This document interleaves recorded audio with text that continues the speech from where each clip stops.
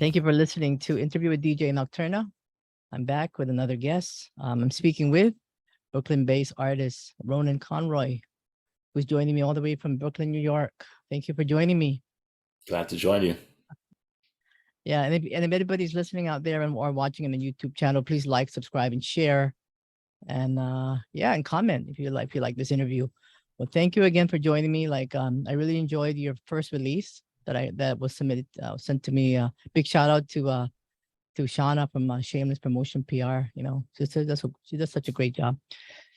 Anyway, I do like that the Double Helix song single that you released. Cool. Yeah, great vocals. She's a very special singer. Really Stevie Nicks kind of thing going on with her voice.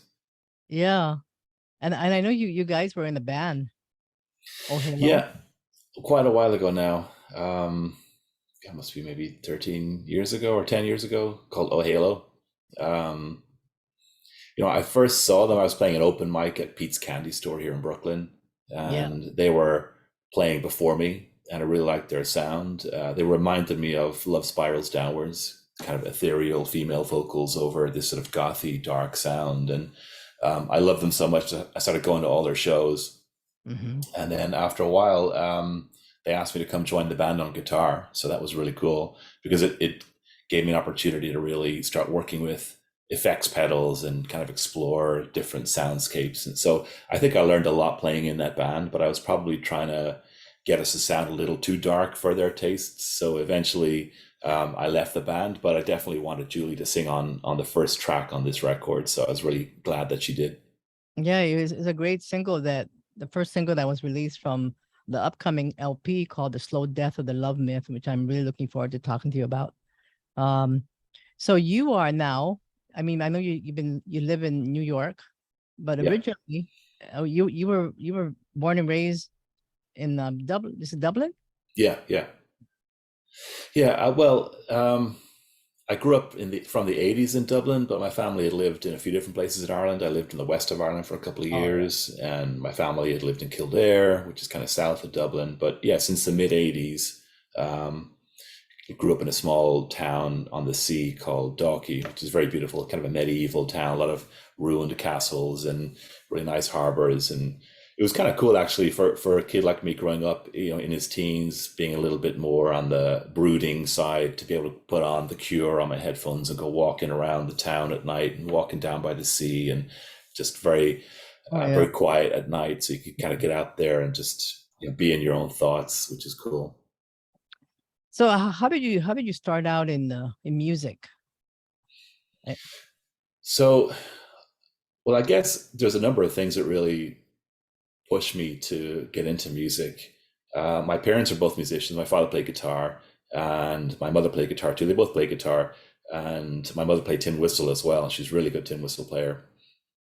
And my father played a little bit of mandolin. So they were kind of playing traditional Irish music and ballads in the house in the evenings sometimes. So I kind of grew up with music in the house, and they would play. My father played Johnny Cash and Christopherson stuff when we were out in the car, and my mother would play ABBA records at home. And I had 3 older brothers, and they all had their own tastes in music. So growing up, I'd constantly hear what they're listening to. So growing up in the 80s, I would hear a lot of New Wave and Depeche Mode and The Cure and Frankie Goes to Hollywood and Madonna and George Michael.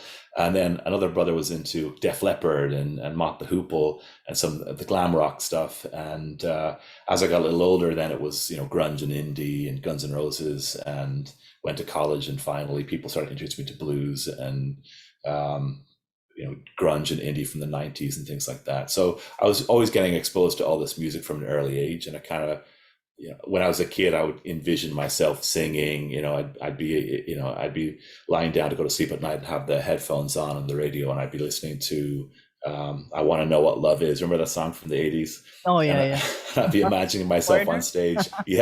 I'd be imagining myself on stage singing this. And so I guess I always wanted to get into music. And then one summer, my mother loaned me and my brother Neil her guitar, and we started learning how to play some chords. And I think that's kind of what showed us that you could actually play and actually do this stuff. And I've kind of never looked back, but I'm always taking in new music and new influences. So I love listening to your show and other shows, just hear songs that I've never heard before and bands I've never heard before that I really like, and then go explore their back catalog and try to support them as well. It's really cool. Yeah, and I know that you work really closely with her Vanished Grace, Charlie Nieland. Yeah, so Charlie Nieland was in this duo called Super Butter. They're a producer duo, and when I joined Oh Halo, they were already planning to record an album with Super Butter, and at the time I had recorded a couple of albums, but I had recorded. I guess I thought, well, Bob Dylan records his albums as a live performance, so you have to capture that authentic thing, and that's kind of how I worked. But then with Oh Halo, Charlie would lay the program drum tracks down and then start putting guitar and bass and synth on top of that, and then the vocals. And it was a different approach. And at first I was like, oh, this isn't quite the same, but the results are so good because it allows you to really be able to go much deeper and change things and adjust as you go. So I love the sound of the Oh Halo album. So as I was leaving Oh Halo, I had all these songs I'd written that never really fit Oh Halo or didn't fit the Listeners, which is a band I played in before Oh Halo. And I asked Charlie, would you be interested in recording, working with me as a solo artist? And honestly, I had like 10 years of demos, and I thought he might be excited about one or two and say, yeah, these are some good songs. We can record a single or two. But as I came into the studio and started playing him all these old demos, he started getting very excited about the potential and hearing what we could do with this one and instruments we could add here. So he definitely gave me a lot of confidence, and we started working together. I think it's been about 10 plus years that we've been recording together. Like since Discontent, even before that, I think, right? Well, I think Discontent was the first release, but I think it probably took us about a year, maybe a year and a half, I don't know, to get to where we had a release. The body of work that I had, it kind of fell, as we recorded, it fell into three groups. There was the kind of Bob Dylan finger-picking acoustic songwriting stuff that fell over here. We had, the kind of grunge, indie, heavier, distorted stuff over here. In the middle, a kind of a mix of the two. So it fell into three albums kind of cleanly. So I had this arc of those three solo albums that kept me busy for years. And then while we were working on that, I began to learn more about songwriting, and the other albums kind of followed and EPs followed. But in parallel to all that, I was always trying to get the sort of more gothy side of me out, but it never really quite, there's overlaps, but it never quite fit those other projects.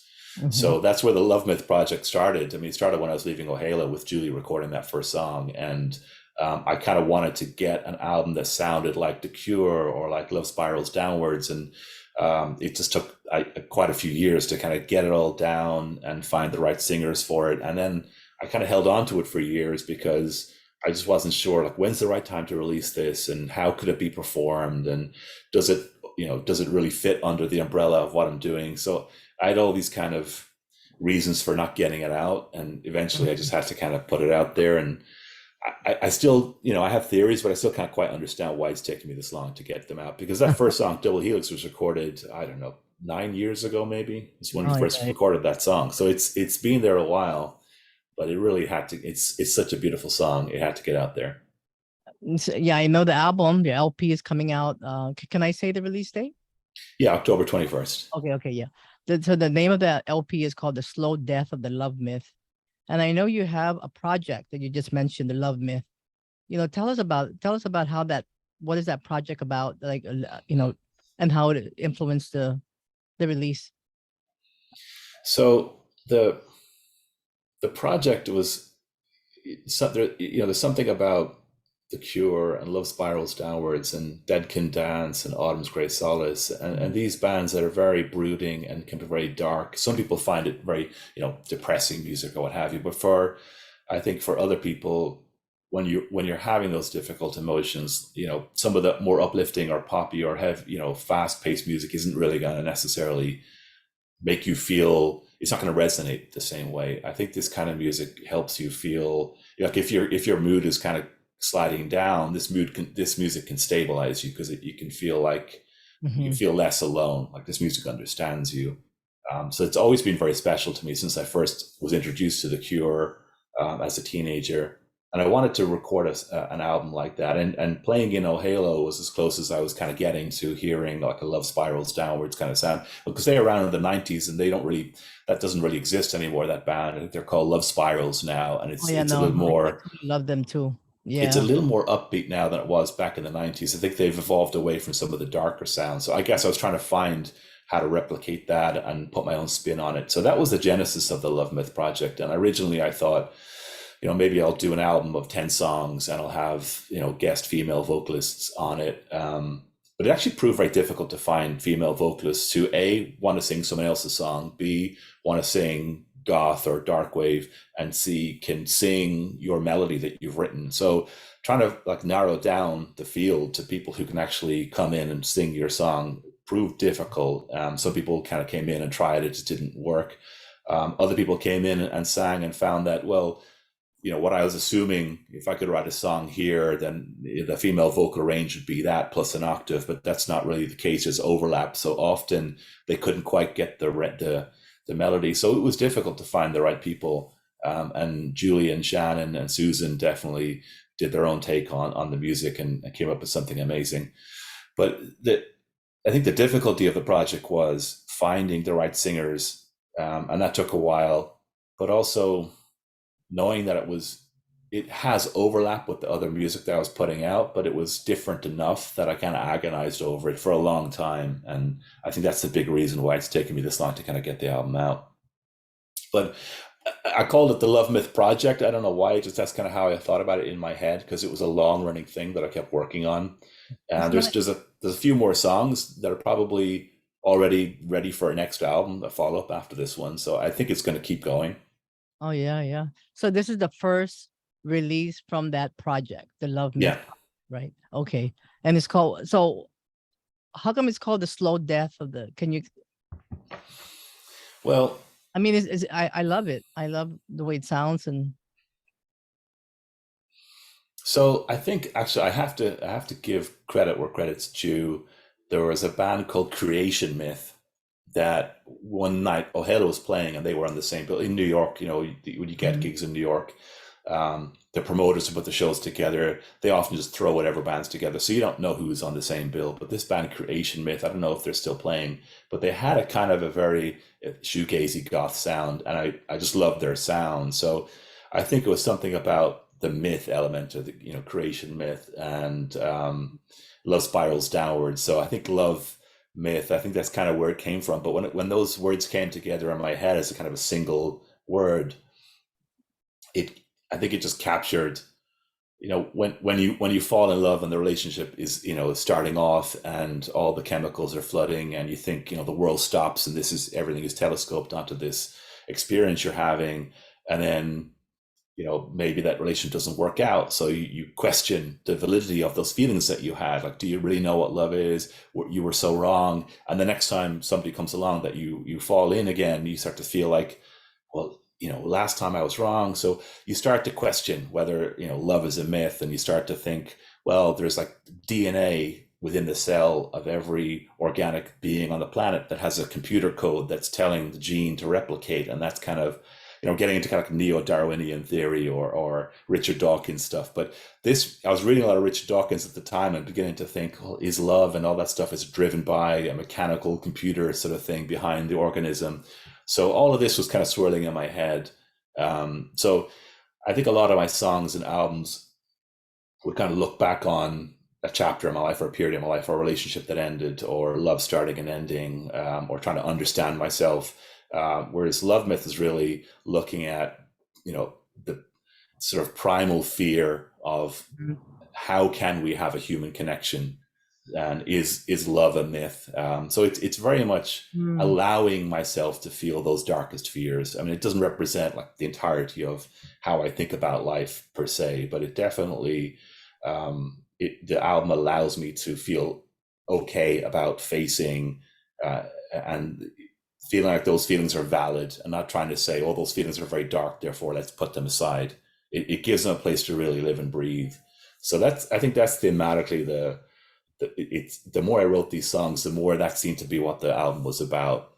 So it's a little thematically kind of deeper, more surreal or symbolic or metaphorical maybe than some of the other music. That it's kind of, other songs are directed at a specific person or an experience, a very direct relationship to a time in my life, whereas the Love Myth project is broader, I think, and more universal, at least for me. So this album, which is coming out October 21st, there's 7 tracks on there. And I know you released one of them earlier in the month or 2 months ago, Double Helix. Yeah, And yeah. and then you just released September 27th, it just came out. This is a cover of a Lana Del Rey song called Dark Paradise, which I really, really like your rendition, your version of it. I always liked that song. I thought I thought it was dark. I mean, just the lyrics and everything and the meaning behind it. And this and Yeah, you yeah. and you put a different spin to it, which I really like. So tell us why you picked that particular song. I know you're a fan of Lana Del Rey. Huge fan. Yeah. And I was late to the game. You know, I saw posters around the neighborhood of Lana Del Rey for a couple of years. Like, who's this person? You know, you get skeptical of the big mass production of artists. And like, who's this Lana Del Rey person? But when I finally started listening to her, I just got hooked. The production quality, that Nancy Sinatra voice, the way it kind of reflects everything that's been great about every female singer in America for the last 50 years, but with all of these other genres mixed in. And she seems to be looking back on her life with this sense of jaded, kind of almost post traumatic stress of the way she lived and the debauchery of it. You know, I think some people listen to the first Lana records and feel like it's celebrating this fast life, but that's not what I hear. I feel like she's looking back on those fast lifetimes in her life and realizing the damage she's done to herself. And this is a way of exercising that and being honest about it. And as her albums keep coming out, there's a sense of her evolution towards trying to find who she really is. And I think that's a fantastic artist journey. So she's really special to me, Lana. She means a lot to me, and I've seen her tons of times. And her melodic talent, her voice is incredible. I don't know why I chose that song. I think, you know, that album I'd listened to millions of times. I used to Yeah. put it on when I was falling asleep sometimes, and I think that, you know, there's a few songs on that album and a few on the next album, but that one probably Yeah. just Worth meant it. something to me more at the time, Yeah. and I felt like I could do it justice, and I think I was hearing it in terms of there's a remix of Depeche Mode's "Enjoy the Silence." I think it's a Mike Shinoda remix. I don't know much about him, but it's a remix that has a lot of heavy distorted guitars. It just makes it this much more gothy sound. And I thought, well, you could do that to this Lana song. So that's kind Yeah. of the idea I had behind what I wanted to sound like. Did you find any challenges trying to cover that song? Oh, for sure. Yeah. Her voice is so exact, and there's the wordless elements of it when she says, you know, lying in the ocean singing your song, and then she sings this kind of like, you know, this thing without words, this little melody that kind of does this kind of corner thing, and it's really hard for me to sing like that. So I had many takes of it and was never satisfied with how it sounded. So Yeah. yeah, trying to do her voice justice, I probably transposed the song into a different key as well to make it more comfortable for me. So yeah, I Mhm. definitely felt like, okay, when I hear the original and I hear You other cover versions did a and I great hear job. mine, I'm like, Yeah. you know, I'm very Yeah. critical of my own work, as as you can hear. I like your version actually. Yeah, I really do. I mean, I can listen to it over and over again. Oh, You cool. yeah. So this there's 7 tracks in this album, and I know you sing. And how many of them? I was it 2 or 3? I know one of them is this one, and then some of the others are. I think 3 songs I sang on, and the other 4. There's 2 that Shannon sang, one by Susan and one by Julie, and then yeah, I sang on 3 of them. The reason there's 7, there's originally it was going to be a 10-song album, but we were going to put it out on vinyl, so you can only really do 28 minutes, I think, aside. I think that's what it was, or maybe it was Oh, 14 minutes okay. aside. I can't remember, but we had to scale it down to fit the vinyl length. So we said, okay, we'll have to cut some songs and we'll do 7. But So, then when the so this is pandemic, vinyl. So the seventh is the 7 tracks is for the vinyl, and then you actually have 10. Did you say? well, that was the plan, but then when the Okay. pandemic hit and all the vinyl stores closed, there was no way to even Oh, do vinyl. But by that point, Charlie and I had kind of listened to the running order of these 7 songs. We thought, no, this sounds really good. Let's not expand it back up. Or at least that's kind of what I thought. So the fact that it turned out to be 7 was kind of by accident, more by intent. hmm, And so there's already 3 songs, kind of 3 or 4, waiting for the next follow up. yeah. Oh, wow. Okay. Are you going to be releasing another single before you release the actual? Well, it's actually in 3 weeks, but that's still Yeah, like. Hmm. I can't believe it's in 3 weeks because, like I said, I've been sitting on this album for some of these songs for a long time, and now it's out there. I almost can't believe it. It's very surreal. But yeah, there should be another single. I have to say, I've agonized a lot over this record, gone back and forth, and a lot of doubts and hesitations. And I think any artist, there's a fear that when you put it out, like it's done, you can't fix anything else. And will people like it? Maybe they like this song and that song, but then the next song they won't like. Just all these things go around in your head. So the next single that I kind of chose is one called "Born in Conflict." But it's very I different. like that one. Yeah, I like that one too, and I like "LoveMyth." Cool. Yeah, Susan's job on "LoveMyth" it's probably the most kind of upbeat song on the album, even though the lyrics are kind of dark as well. But the "Born in Conflict" song, it's a little different than the other two. It's a lot more. I was kind of thinking about the albums by The Cure, the Pornography album, where there's a lot of drum Mm, beats that don't have a snare, just a lot of heavy tom that's my beats. favorite album by The Cure. Oh wow. And it's very claustrophobic and it's very like close. And I Yeah. was thinking I want to channel that for this song. And there's a B-side of theirs called Fear of Ghosts. Yeah. And in that song, there's just like these whispering voices that are very almost terrifying in the intensity and the emotion. So I had those elements in mind when I did Born in Conflict, because that whispering voice, there's like a two Mm. sung verses, and then there's this whispering voice. It's like all your worst fears, your mind speaking to you and like being very negative. And like I wanted to just capture that. And it's very kind of vulnerable and very exposed, but it's not as explosive and epic as a Lana song, and it's not as lush and shoegazy as Double Helix. So I think that's the next single, but then sometimes I'm like, well, are people gonna like that one? So you kind of go back and forth, but as it stands at this moment, that's the plan. I really like the video too with this sword swallowing performer. Oh yeah, Lorena the Thrill. I've seen her perform a few times. She's very Yeah. intense, and I just thought, wow, you could really bring something, an extra element to this record. And then Hypnodoll, who the last two videos, she has such a creative mind. You can kind of tell her, here's what I'm thinking, and she will take all those elements and add her own take. Mhm. And there's always a level of synchronicity and coincidence that goes in there too. When I told Hypnodoll I wanted to use this sword swallower, she thought about Three of Swords tarot card, which Yeah. for, I love that. I love the tarot in the video as well. Yeah. It's kind of like coincidence. when you get the tower and the three Yeah. of swords. Oh my gosh. Yeah, that's a heartbreaking one. The tower, the three of swords, the 10 of swords. And the levers. But coincidentally, Lorena had that Three of Swords tattoo on her arm just a couple of weeks before we did the video. So it was we Oh, didn't really? know that. It was just there's a lot of synchronicity in how it all came Oh, together. kind of like So meant to be. yeah, I That's think great. so. That's awesome. So your band, you want to do a shout out to your band members? I know you have the guys who did the performance piece. I know you got Charlie Nieland, of course. Yeah, so Charlie, all the albums I've recorded, Charlie is always there, ever present. So on this record, all the bass is Charlie. There's a couple of tracks that he does the drums on. All the synth and keyboard is Charlie. All the engineering and producing, obviously, is Charlie. And there's on Double Helix, he also plays guitar. There's these big splashy, distorted chords that come in towards the end, and that was him doing a kind of a Her Vanished Grace style edition.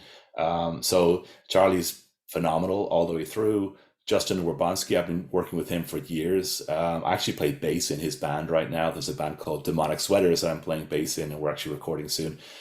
So he's played drums for me for many years on lots of albums, and he's on this album a lot too. The drums on Double Helix, for example, that's just some phenomenal fills that he does.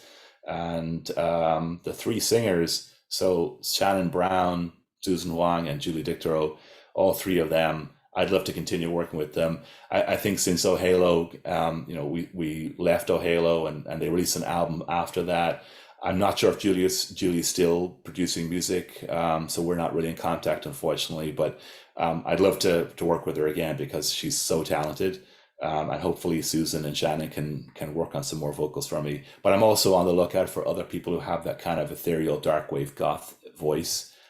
So I think with the pandemic, it really shut things down in New York. I was just starting to hear some people Oh at yeah. gigs that I thought, oh, this person could work out, but that all kind of got put on hold. So I'm kind of getting back out there and meeting musicians again and thinking about what might be next. Yeah. Well, I'm looking forward to the release date, which is again October 21, and this interview will air on the 22nd, which is the Saturday. It comes out on a Friday, right? And and if people want to reach out to you or check out I know you have a RonanConroy.com, right? Yeah, I have RonanSConroy.com. I don't even remember why I chose Sean is my middle name, so I don't know why I chose that domain name. It's a little confusing, but there it is, Ronan S. Oh, that's Conroy. good. Yeah, I, thank you I, for clearing I that up. think well, I think Ronan Conroy probably redirects there as well. But so you can sign my mailing list on there, but also I'm on Bandcamp and iTunes and Spotify, and I'm pretty sure on those places there's a way to message. I know for sure my Facebook page and my YouTube channel as well, so you can definitely message me on Facebook. I'd love to hear from people if they have feedback about the songs, or if a song, when you hear somebody tell you that the song meant something to them or resonated with them or that they felt similar feelings, like that's the most valuable experience for a musician. I think, is to know that you truly connected to people. That's for sure. And you're also on YouTube. You have a YouTube channel, and you're on Twitter and Instagram. Yeah. Yeah, I love that. I love it when an artist has all that stuff, because then I can tag them. I'm not on TikTok. I haven't quite made it that far. Okay. It's just, every few years is a new thing you should be on, and then that kind of fades away, and then it's another new thing you should be I on. know, So yeah. it's a lot of work to try to stay current on everything. Yeah, I got a TikTok page too, but I don't really go on. But I should start doing that. I actually we should all plan to do it like one day. Let's all do it, and so we'll actually do it. Really, Yeah. really hard when you plan things and you don't do it because something else comes up. But yeah, I got to start moving forward and doing things. But well, congratulations on your new album. October 21st is the release date, Thank you. and again, it is called the Slow Death of the Love Myth. Is the LP, and it's going to be on vinyl, right? You said That was the original plan, but we had to put that on hold because the okay. vinyl But eventually, stores all closed. Eventually, I'd like to, if there's enough interest, I'd like to do it. But for now, it's digital only. But yeah, I'd love to have it. I mean, the artwork was originally intended to be 12-inch format because there's so much detail in it that we had to scale it back for digital. Tell us about the artwork. So Shannon Brown, who sings on 2 of the songs, she's done my graphic design and my album covers for years, going back to Discontent. With LoveMyth, this is a little different because normally I would give her photos or images and she would work with them, but this is her own photography, and she had worked with the photograph and layered it and done all kinds of work on it to make it this huge tapestry that had so many images in it, and it's so detailed that it will work better on 12-inch, and I think she had to really scale it down and take out layers to get it to look okay on the digital format because it's much smaller. So I think eventually I'd love to do vinyl, if nothing else, because to have that full artwork again would be really phenomenal. It's a very beautiful piece of work. Yeah, so it's let me see. There's 2 birds on the right. Is that the one you're talking about? Yeah. Yeah, it's So really this good. kind of it's birds and trees, but they form like you can kind of see like a sort of a deer or antler, deer antlers, or a kind of a goat's head almost sometimes, or A a little kind of pentagram, and there's a lot of imagery in there.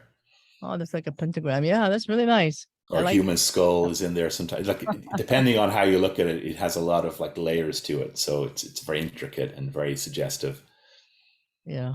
Well, I'm looking forward to the album release and playing them. I think it's a great album. I listened to a few tracks already, and Cool. thank you for coming on the show, and congratulations again.